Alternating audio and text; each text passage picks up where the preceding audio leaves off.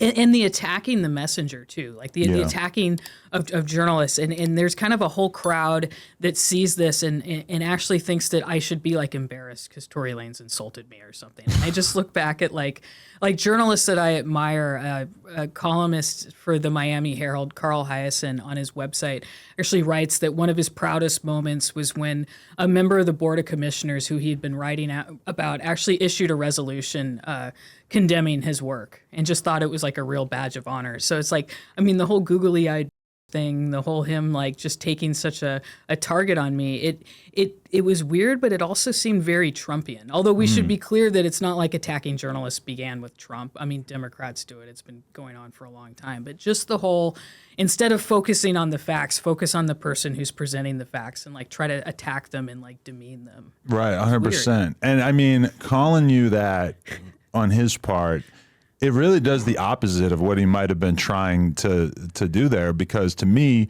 as someone who knew Tory Lanez before this and thought he was an asshole, but like a tolerable asshole, like not an asshole who I had a reason to like speak publicly about, that very much is in the line with the character that I've seen him express throughout this whole trial.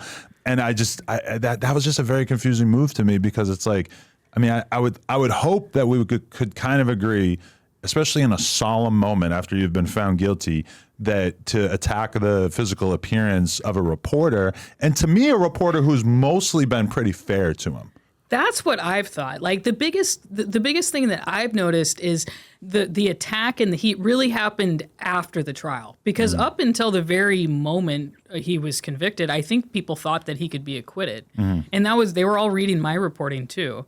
And then it might have been afterward, because I did some candid interviews afterward where I said, I thought from the beginning that I thought he'd be found guilty, that his his jail call to Kelsey didn't look good. But then also the post-conviction coverage that I did, because his lawyers and what he did with his PR campaign and then his motion for new trial, trying to recuse the judge, it was so unusual. And there wasn't really anyone else who was covering it like I was. So I think that like really caught their attention. And so they felt like they needed to somehow discredit me through that. But it was just kind of funny how they went about doing it. And especially at the point where he has his last words in court be that, or some of his last words in court be that. And how verified is that? Because you weren't 100% sure if this happened at first when you tweeted about it, right? Yeah, I didn't hear it, but one of his fans online who had direct contacts in the courtroom tweeted it out, and that's how I first heard about it. And I was like,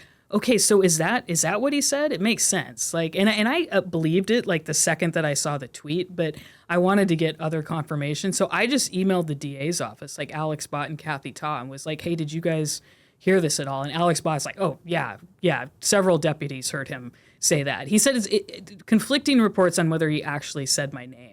But the way he was looking over at me and stuff, it's like he had to have been saying that. Right. The way his fans were kind of celebrating that.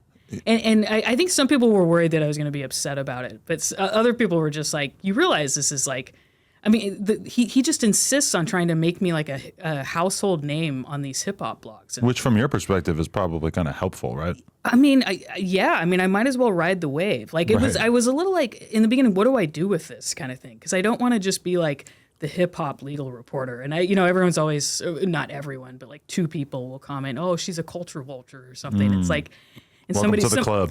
somebody commented, they're like, the culture is not the courthouse. I cover, as long as you're, sticking to legal cases and not, I'm not planning to branch out into the latest Blueface drama or anything like that. But if there was a criminal case, which it seems there almost certainly will be at some point. And I have been like, I might be writing about these two sooner than later. You seen that baby's hernia? Yeah, I have not seen the photo, but I've seen it. I got it. It is jaw dropping. And then my jaw did drop. It's just Blueface going on Twitter and be like, oh, my phone was stolen. My Twitter was hacked. Come on, dude. But I feel like his legal counsel might have told him to say that, because there's whenever they're using an asset or a piece of content or social media in a trial, there's always an attempt to explain away why this might not have actually been real or why this can't be evidence in the trial. So I feel like him saying that, at least it like plants the seed of doubt, so it might not actually be able to be used in a trial. Because I mean, I guess posting your son's penis is I mean, it's pretty serious. Yeah. Like, you could imagine charges being pressed about that, right? Yeah, just the other, I was like, I can't believe I know so much about these people. And I actually Right. had to go and I Googled Chrisine just to see how old she is, because I have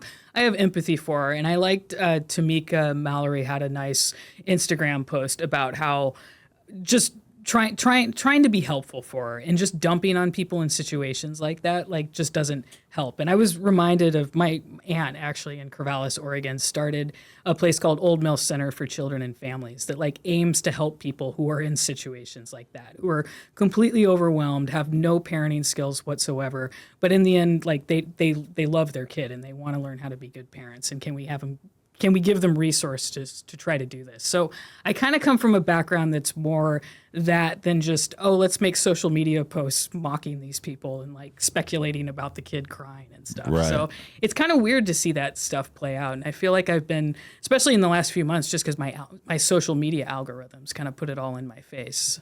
So myself has just been kind of having a, what do I cover as a reporter with all this newfound fame. But I think the key is to just focus on LA cases, because there's plenty of celebrity cases going on, and then there's all these interesting federal cases, and cases that people might not hear much about because the defendants aren't famous, but they're still really interesting. We just hit 600,000 subscribers on the Clips channel right here. We're trying to get to 700, so you know what to do. Smack that red button and subscribe.